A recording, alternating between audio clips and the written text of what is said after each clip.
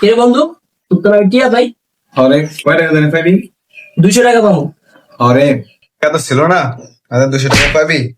এখন নে, 100 টাকা নে। আর দে 100 টাকাই দে।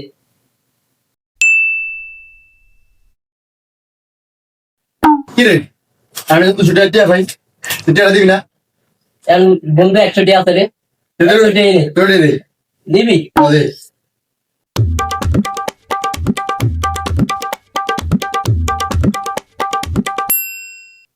করছে ভাই, এই কই যাস দাঁড়া, তোর তো আমি 200 টাকা পাই। হরে ভাই, তুই তো অন্তত 200 টাকা পাস, আমার ভাই টাকা নাই, 100 টাকা আছে রে ভাই, 100 টাকা রাখতে।